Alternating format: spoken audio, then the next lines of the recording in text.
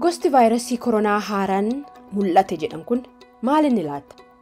Infekshiniin vaayirasii koronaan jalqabu yeroo vaayirasittiin seelii namaa keessaa tokkotti maxxante. San booda seelicha gubbaatti pirootiiniin spaayik jedhamu maxxana. Lamaan isaanii guddinaan qixxee ta'uu baatanis seelichi vaayirasiin akka ol seenuuf karaa banuufidha garuu gahaadha. Takka seennan vaayirasichi baay'achuu jalqaba.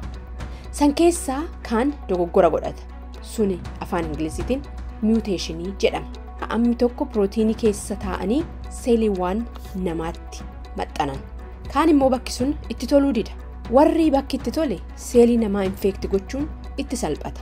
Biriteen Afrikaa Kibbaatiif Biraaziil keessatti gosti haaraan vaayirasii koronaa mul'achuu fi daddafee babal'achaa dhufuun sababa kanaaf ta'uu mala. Gosa vaayirasii kanaaf seelii namaatti seenuun waan salphatuuf jechuudha. Muteeshiniin kun vaayirasicha keessatti bakka biraattis mul'achuu danda'a. Jijjiiramni pirootiinii spaayikii jedhamu kun garuu yaaddessaadha. Sababni isaas xiyyeeffannaan talaallii amma jiru pirootiinicha waan ta'eef. Talaalliin nafti namaa waan dhukkuba ittiin ofirraa ittisu antibaadii jedhamu akka qopheessu gargaara.